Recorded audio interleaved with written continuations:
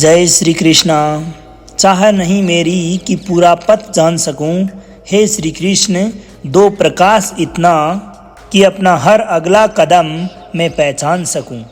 नमस्कार दोस्तों, मैं आपका मित्र सांवर चौधरी आपके अपने YouTube चैनल सांवरिया ऑफिशियल पर एक बार फिर से आपका हार्दिक स्वागत करता हूं। आज के इस वीडियो में हम जानेंगे कि श्रीमद् भगवत गीता जी के 5वें अध्याय से हम अपने जीवन में क्या सीख सकते हैं।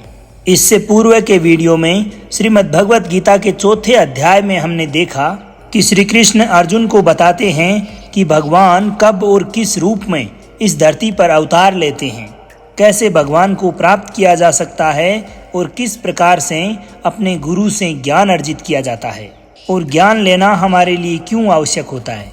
दोस्तों, इससे पहले कि आप श्रीमद् भगवत गीता के 5वें अध्याय की अनमोल बातों में खो जाएं, अगर आप इस चैनल पर पहली बार आए हैं तो चैनल को सब्सक्राइब कर नोटिफिकेशन के बेल आइकन को अवश्य दबाएं, क्योंकि इस चैनल पर हम आपके लिए सदैव इसी प्रकार के ज्ञानवर्धक और श्री कृष्ण भगवान के अनमोल वचनों से संबंधित वीडियोज लाते रहते हैं।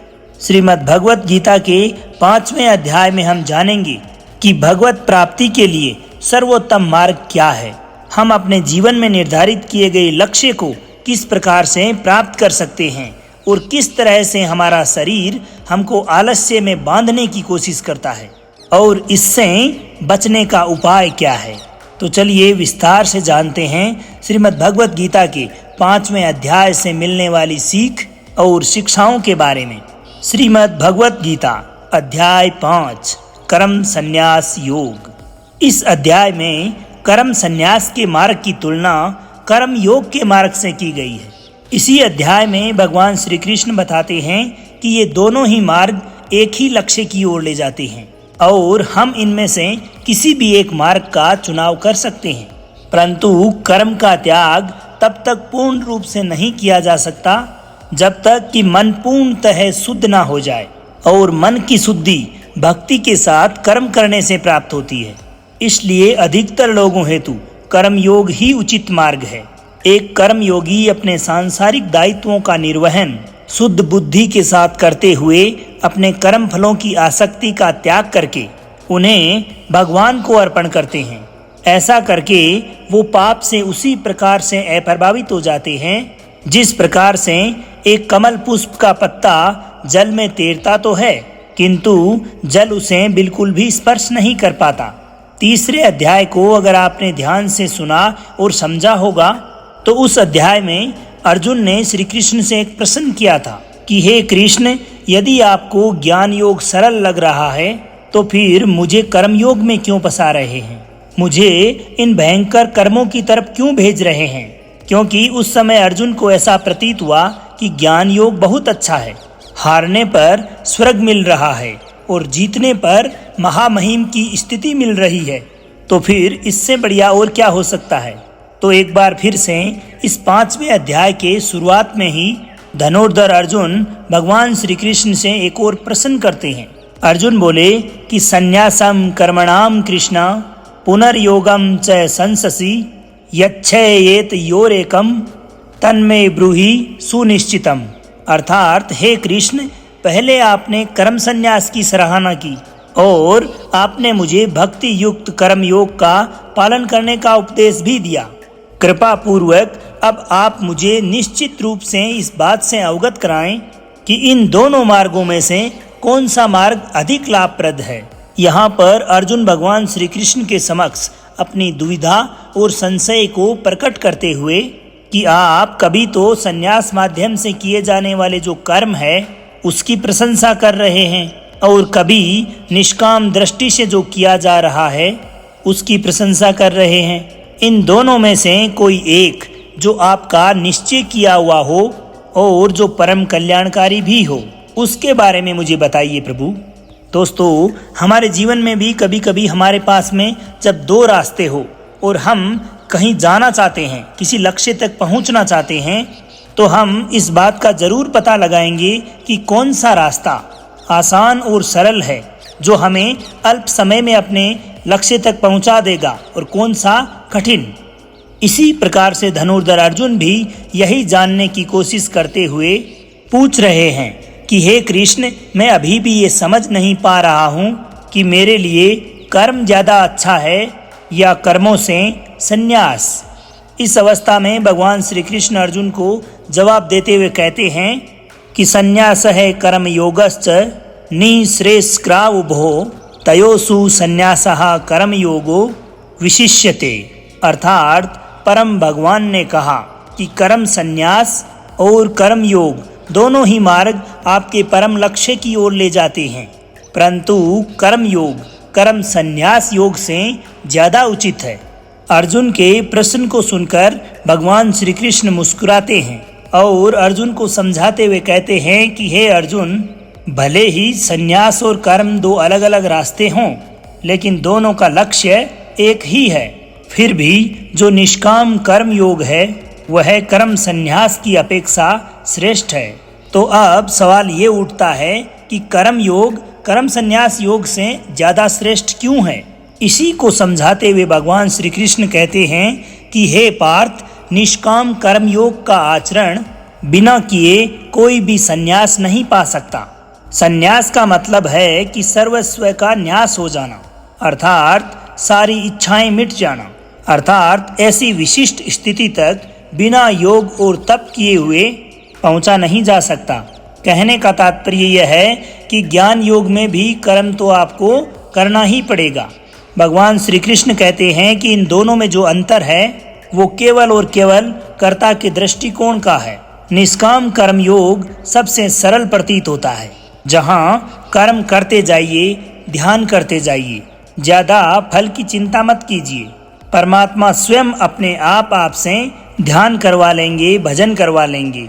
लेकिन जब आप निष्काम कर्म योग करते हैं, उस रास्ते पर चलते हैं, ध्यान करते हैं, मेडिटेशन करते हैं और जब इसकी पराकाष्ठा पर पहुंच जाते हैं, यानी कि मुक्ति तक पहुंच जाते हैं और योग से युक्त हो जाते हैं, तब अंततः आपको भगवत प्राप्ति होती है। इस प्रकार एक योग युक्त पुरुष के लक्षण क्या हैं, इसी को भगवान श्री कृष्ण बताते हैं। भगवान कहते हैं कि जो व्यक्ति अपने मन को भटकने नहीं देता, जो कर्म करते हुए भी यही मानता है कि ये कर्म उसने नहीं बल्कि परमात्मा ने किया है, और जो इस संसार के समस्त जीव जंतुओं को उसी परमात्मा का अंश मानता है, ऐसा मनुष्य मृत्यु के पश्चात उस परमात्मा में ही समाहित हो जाता है। जिस प्रकार से एक कमल का पुष्प कीचड़ में खिलता है, परंतु उसका पत्ता पानी पर तैरता रहता है। पानी की लहरें आती है, रात दिन आती है, लेकिन आप उस पुष्प के पत्ते को अगर देखोगे तो वह सदैव सूखा ही रहता है। पानी की एक भी बूंद उस पर टिक नहीं पाती। कमल पानी और कीचड़ में रहते हुए भी उनसे लिप्त नहीं होता। ठीक ऐसा ही एक योग युक्त पुरुष होता है, जो कभी भी कर्म से लिप्त नहीं होता, परंतु कर्म करता चला जाता है और इसी मार्ग पर चलते चलते वो परम धाम और मोक्ष को प्राप्त कर लेता है। जो महापुरुष लोग हैं वो अपना काम खुद के विचारों को साफ करने और दूसरों का कल्याण करने हेतु करते हैं। परमात्मा कभी भी मनुष्यों को बुरा कार्य करने के लिए प्रेरित नहीं करते, बल्कि लोग स्वयं क्रोध और मोह के जंजाल में फंस के बुरे कर्मों के साथ साथ उनके फलों का भी निर्माण करते हैं। मैं तो बस उन्हीं के कर्मों का फल उनको वापस देता हूँ।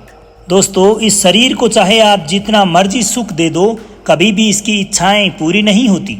इसलिए भगवान श्री कृष्ण अर्जुन को बताते हैं कि हे अर्जुन, तेरे जैसे बुद्धिमान व्यक्ति को शरीर की इच्छाओं में अपने मन को नहीं लगाना चाहिए।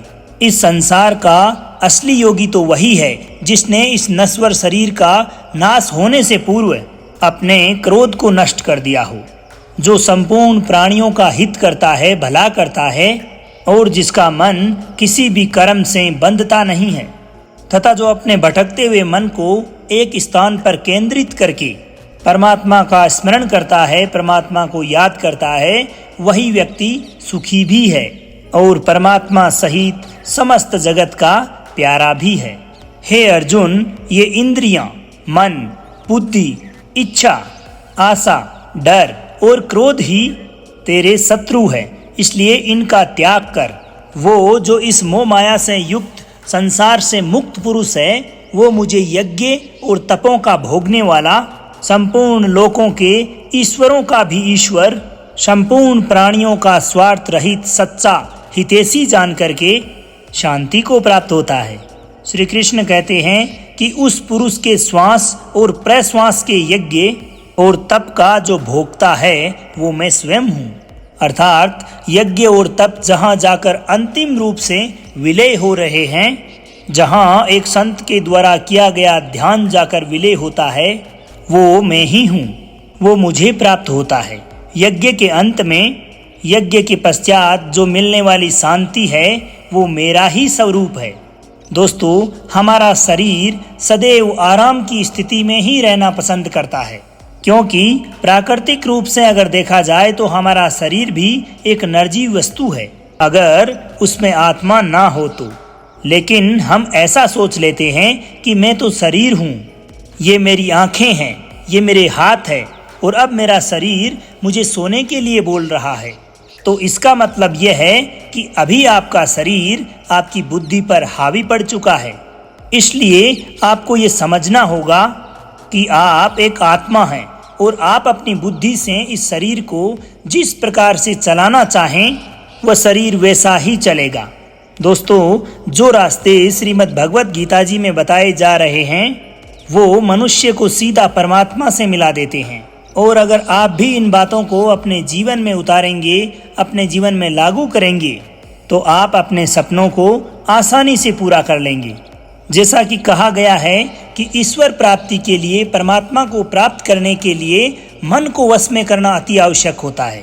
ठीक उसी प्रकार से आपको अपने जीवन में जो निर्धारित लक्ष्य हैं उनको प्राप्त करने के लिए अपने मन को वश में करना बहुत जरूरी है। दोस्तों, उम्मीद है कि श्रीमद् भगवत गीता जी के 5वें अध्याय से मिलने वाली सीख और शिक्षाओं को आपने अच्छे से ग्रहण किया होगा। आपको ये सरल और आसान भाषा समझ में आई होगी। तो अब आपके मित्र सांवर चौधरी को आज्ञा दीजिए। मिलते हैं श्रीमद् भगवत गीता जी के 6ठे अध्याय में। जब तक के लिए खुश रहिए, मुस्कुराते रहिए, जीवन में आगे बढ़ते रहिए और प्रेम से बोलिए श्री राधे राधे।